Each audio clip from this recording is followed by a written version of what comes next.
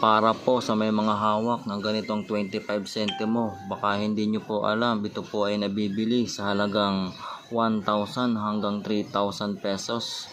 Unawain nyo lamang po maigi ang video. Magandang araw po mga ka-altcoin buyer.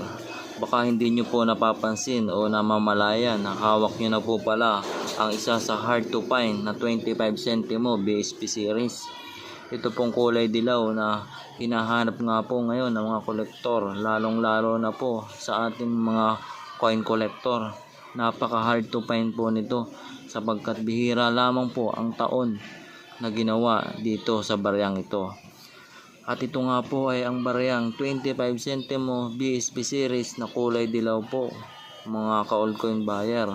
At ang taon po na hard to find dito ay year 2006 mga ka-altcoin buyer. Baka po meron kayong mga gantong year 2006